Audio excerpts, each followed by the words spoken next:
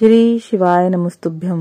उज्जैन मध्य प्रदेश में चल रही श्री विक्रमादित्य राजा महाकाल शिव महापुराण की कथा का आज चौथा दिन था।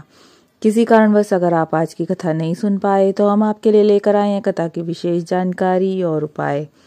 आज की कथा में एक अभिनंदन पत्र आया था जिसमें उन्होंने बताया कि गुरुजी ने राजा भर्तरी और विक्रमादित्य की जो व्याख्या की है वो आज तक किसी ने नहीं की। उन्होंने पूरा इतिहास सबके सामने रख दिया है लाके और बहुत ही अच्छा व्याख्यान किया है। इसका अभिनंदन करने के लिए उन्होंने पत्र लिखा था।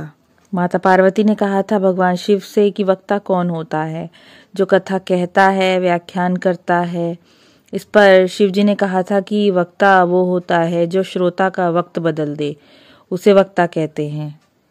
वो श्रोता का मन सही दिशा में लगा दे और भगवान की शरण में ले जाए, वो होता है वक्ता। आज की कथा में गुरुजी ने कहा कि हमें 4 कदम चोर से दूरी बनाकर रहना चाहिए और 14 कदम की दूरी हमें लतखोर से बना के रखनी चाहिए, जो किसी चीज का व्यसन में पड़ा हुआ हो, चाहे वो मदिरा का हो या किसी भी चीज का लत लगी हो, उसको उससे दूर रहना चाहिए, क्योंकि अगर हम उसके संग रहेंगे तो हम भी उसी में गिने जाएंगे। और 74 कदम की दूरी हमें चुगलखोर से रखनी चाहिए। आज की कथा में प्रमिला जी का पत्र आया था। उन्होंने बताया कि उनके पति को पीलिया हो गया था, जो कि लीवर तक पहुंच गया था। डॉक्टर को काफी दिखाया लेकिन कुछ भी नहीं हो पाया। उन्होंने बताया कि फिर उनको अहमदाबाद लेकर गए, डॉक्टर को दिखाया तो डॉक्टर ने बताया कि इनका लीवर खराब हो गया, ऑपरेशन करना पड़ेगा। फिर उन्होंने शिव महापुराण की कथा सुनी और पशुपति व्रत किया, जल चढ़ाकर उसका आचमन अपने पति को कराया।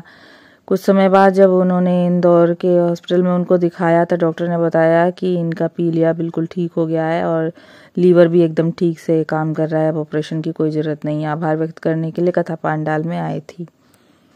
आज की कथा में एक पत्र आया था, उसमें उन्होंने बताया कि वो रेलवे की तैयारी कर रहे थे, बीच में उनका एक्सीडेंट हो गया था, उसके बाद में उनका फिजिकल होना था।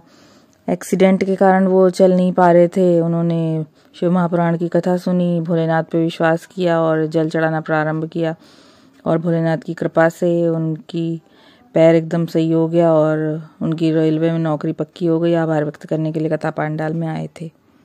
आज की कथा में एक पत्र आया था, उन्होंने बताया कि उनकी संतान नहीं थी। उन्होंने शिव महापुराण की कथा सुनना प्रारंभ किया था कोरोना काल से। फिर उन्होंने बताया कि उन्होंने पशुपति व्रत किया। उन्होंने बताया कि उन्होंने पहला पशुपति व्रत ही किया था कि शाम को उनको रजस्वला धर्म आ गया। फिर उनके पति ने कहा कि ये व्रत छोड़ दो, अगली बार से तुम फिर से पशुपति व्रत करना। बाबा की कृपा से उनका गर्भ ठहर गया। आभार व्यक्त करने के लिए कथा पांडाल में आई थी। अपनी पिछली कथाओं में गुरुजी ने बैसाख के महीने के उपाय बताए थे। गुरुजी ने बताया था कि बैसाख के महीने में शंकर भगवान को अपने घर का जल अवश्य चढ़ाइए। मिट्टी का एक बर्तन अपने घर में रखिए और उसमें जल भर के रखिए और वो शीतल जल मिट्टी के पात्र का शंकर भगवान को बैसाख के महीने में अवश्य समर्पित करिए। उससे जो शीतलता आप भगवान शिव को देंगे वही शीतलता आपके जीवन में आएगी। गुरुजी ने बताया कि बैसाख माह में एक बेल फल आप भगवान शिव को अवश्य समर्पित करें, इससे आपको 1000 अश्वमेध यज्ञों का फल प्राप्त होगा। तो बैसाख माह में ये दोनों उपाय अवश्य करें और भगवान शंकर का आशीर्वाद प्राप्त करें। अगर वीडियो आपको थोड़ा भी उपयोगी लगा हो तो कृपया चैनल को लाइक, सब्सक्राइब और शेयर जरूर करिए और बेल आइकन जरूर दबाइए ताकि आगे आने वाली वीडियो से संबंधित नोटिफिकेशन आपको मिलती रहे। हर हर महादेव।